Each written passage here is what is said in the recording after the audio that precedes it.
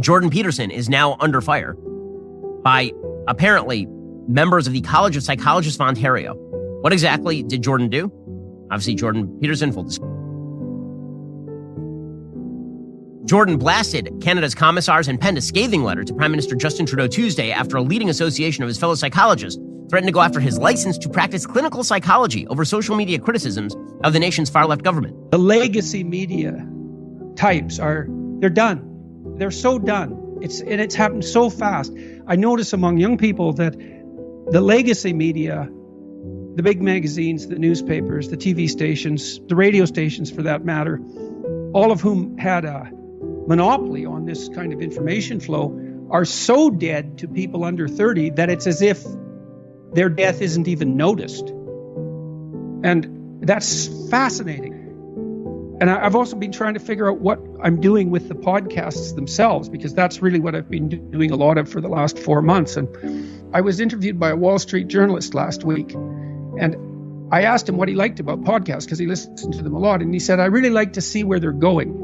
And I thought, yeah, that's exactly it. Because in a legacy media interview, everything is scripted and you're never talking to a person. You're talking to the corporation. He's getting in trouble for retweeting some person who was critical of Justin Trudeau and the whatever board of psychologists that they have in Ontario is bringing him in for disciplinary discussions, and I think they're having some sort of they want him to be involved in some sort of a class. I'm looking forward to this, to being back and to doing all the things that are in front of me that I could do. Yesterday, I interviewed Richard Tremblay, and Richard Tremblay is in his 80s, and he's a scientist who studied male aggression, a research scientist who studied male and female aggression for 40 years. And he's won the criminologist's equivalent of the Nobel Prize. We had a 2-hour conversation, and I thought afterwards, I've only been able to have conversations like that in graduate seminars, in the highest quality graduate seminars, in the most elite universities, now and then. Oh, I wrote Trudeau. I wrote Justin yesterday and just let him know what was happening.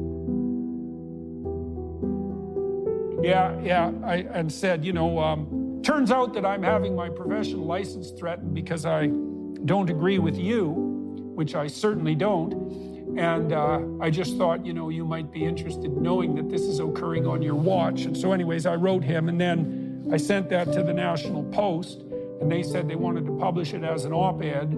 So I added an introductory paragraph and a concluding paragraph just to let everybody know the context, and that's going to be published tomorrow. And I know a number of reporters who are going to cover this in the next few days, and it'll get some international attention soon. But now you can sit down with someone and you can risk exploration. Of course, that's what Joe Rogan has been doing so well for so many years. You can risk exploration. You can have two people having a genuine discussion about a complex issue. And so they're engaging in dialectical thinking. And if they're good at it, they're modeling it. So they can model high quality dialectical thinking and pull people along on an exploratory journey and make it permanent. And that's completely revolutionary.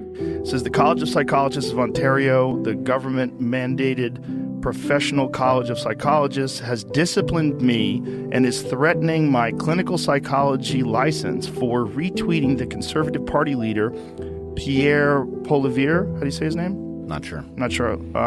Criticizing Justin Trudeau, the chief of staff, Gerald Butts, someone named Jacinda Ardern, and an Ottawa City Councillor. He is required to participate in mandatory social media communication retraining to modify my objectionable behavior, which I absolutely refuse to do. So they'll go to the next step, which would be an in-person disciplinary hearing, with my license on the line. I'm going to make all this public this week. If you're interested, take a look. Canada has given over to the commissars, something I thought I'd never see in my lifetime. Happy New Year. Well, he retweeted Conservative Party leader Pierre Poilievre. I'm going to screw up his name, but so be it. Blasted Trudeau's former senior aide, Gerald Butts, and he blasted New Zealand Prime Minister Jacinda Ardern, tweeting opposition to a plan by Ottawa police to take custody of the children of trucker convoy protesters. He also told Joe Rogan's podcast audience that accepting radical gender theory is a sign of civilization collapsing, and also said that climate change models are unreliable.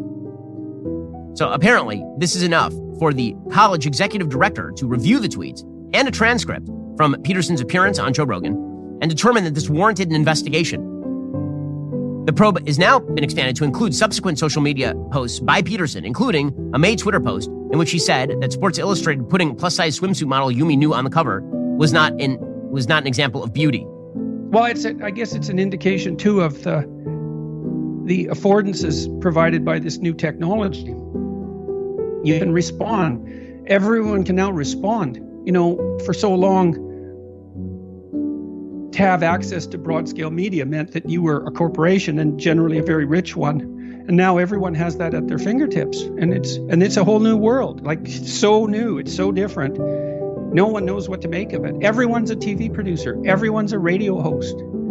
It's stunning. It's stunning. I've been looking at TikTok lately, because I try to investigate all these social media forms as they arise, because while I'm interested in communicating with people and I'm curious about the technologies and so things can fall apart pretty damn badly. And if we think we're immune to that in a place like Canada, it's just because we're, so sheltered, we're naive beyond belief. It isn't clear to me at all that a third of Canadians have virtually no allegiance whatsoever to the ideas of freedom of association, allegiance, conscience, and expression. So yeah.